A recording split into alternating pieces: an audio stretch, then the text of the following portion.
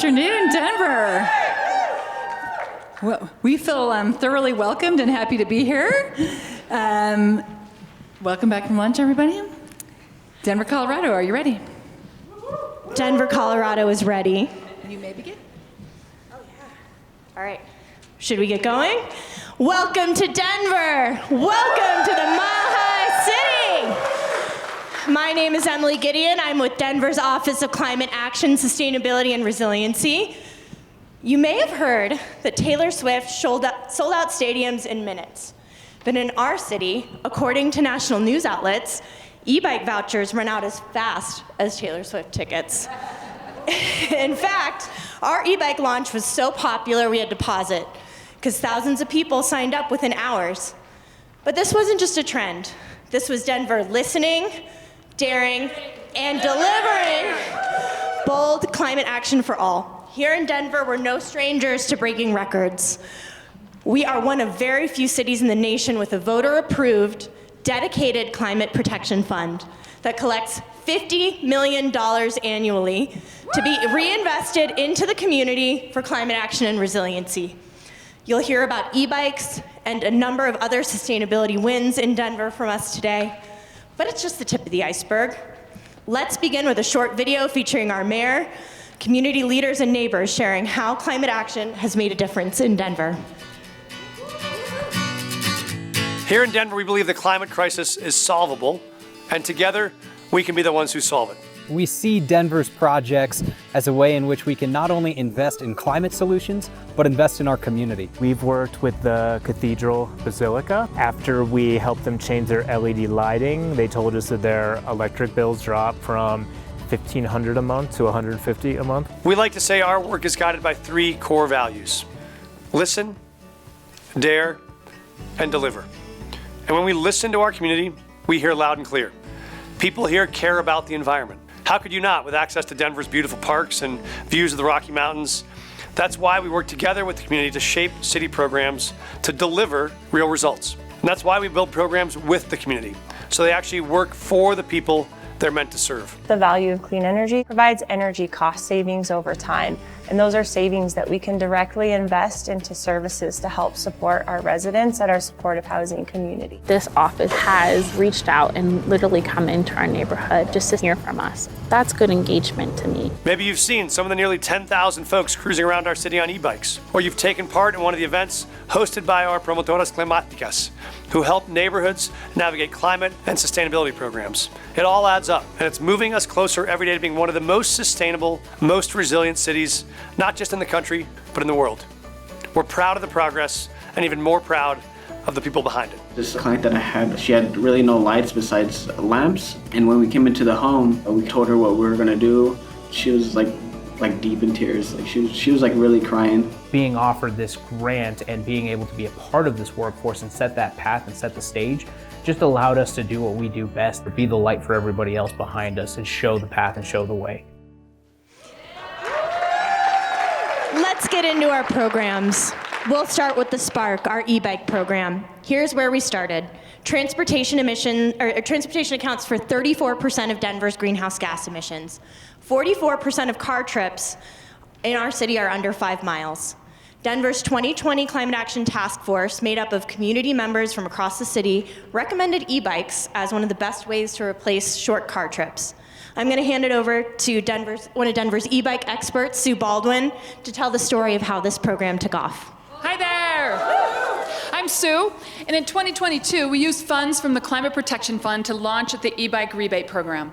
It sold out in days, but we didn't stop there. We listened again. Our community said, make it more accessible, so we added more income qualified bikes, adaptive bikes, and we partnered with a lot of community-based organizations so that we could increase our accessibility. The results speak for themselves. As our mayor said, almost 10,000 e-bikes are on the road. They've traveled 4.1 vehicle miles traveled, and we've invested $9 million into the community through this program. And we keep innovating.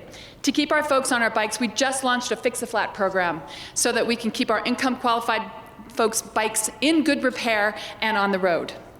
And as you can see on stage, we've expanded the fleet. We invested in adding e-bikes to all of our Denver police districts, so they use those to get deeper into the communities, better access, large-scale events, and then we track and so that we can measure the efficiency. This is what happens when cities listen to people and they dare to invest and they listen, dare, and deliver. And when it comes to building trust in our neighborhoods, we knew we needed to meet people where they are. That's what inspired Denver's Promotoras Climáticas. Our climate engagement manager, Taylor Mollers, can share more. When we conducted community rapid assessments in 2022, it was clear people in under-resourced neighborhoods didn't feel heard. So we changed our approach. Rather than assume, we listened and funded 5 community-based organizations to become Promotoras Climáticas, trusted neighborhood navigators for climate action. Each group created culturally competent, accessible campaigns on resilience, especially to extreme heat and drought. The results were extraordinary. Over 140,000 Denverites engaged. In Westwood, Commune reached more than 80,000 people. In Globeville, Birdseed Collective planted 80 trees and distributed 45 rain barrels. In Montbello, 11 tons of clothing were diverted through reuse. And one of our original Promotoras Climáticas groups, Mile High Youth Corps, is here to share their story today. Hello, my name's Ethan. I'm with the Mile High Youth Corps. At the Mile High Youth Corps, we're proud not only to have served as Promotoras Climáticas, but we also work closely with the Denver Human Rights and Community Partnership Energy Efficiency Program. This initiative invests $2 million annually to help our nonprofit, community-based, and faith organizations in historically marginalized communities become more energy efficient and climate friendly. The savings that they achieve go right back to where they belong, into their missions and programs. Hi, my name is Noemi, and I'm with Mile High Youth Corps. And we don't just support the initiative, we're part of it. Each year, our team volunteers at the Save Green, Be Green conference, a one-of-a-kind event that's awarded over $60,000 to participating nonprofits and engage hundreds of full days of learning, collaboration, and impact. Over 140,000 people have been engaged, and the data shows Denverites who worked with promotoras and community connectors, like the Corps members here today, felt more confident in their ability to take climate action, and they did. This is what community-powered resilience looks like. When trust leads, action follows. Listen, dare, deliver. And speaking of action, there's no one more fearless, more hopeful, or more ready to lead than our youth. I'm going to hand the microphone over to our friends from Denver Public Schools and Valdez Elementary to share the story of the Climate Champions program. I'm Kelly Moses, and I work in Denver Public Schools Sustainability Office. Students across Denver saw the impacts of climate change and wanted action. They called on city and district leaders for urgent change in their schools, and we answered. With the Climate Protection Fund and a partnership with the city, we launched the Climate Champions Grant Program. In its first year, 15 student-led projects were funded. From reusable dishware kits to solar-powered picnic tables, our students weren't just learning, they were leading. Over 2,000 students were engaged in these projects in just the first year. They designed projects, wrote proposals, presented to principals, and worked hand in hand with their communities. This wasn't a classroom exercise. This was youth taking climate action into their own hands and shaping their own future. Now let's hear directly from the next generation. Please welcome the students from Valdez Elementary.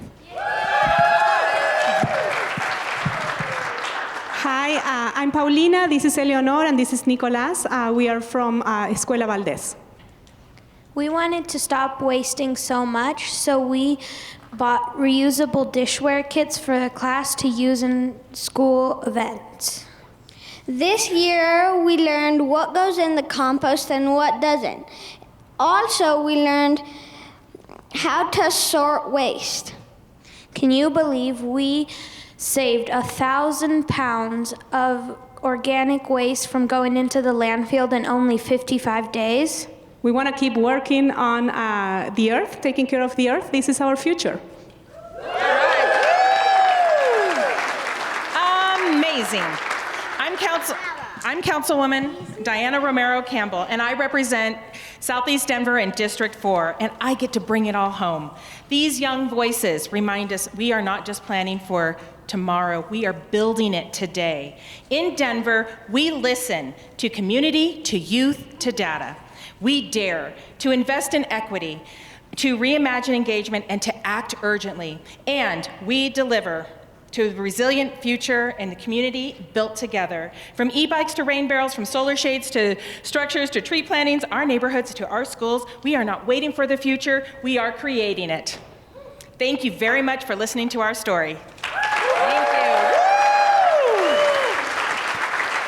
Listen, dare, deliver. Denver.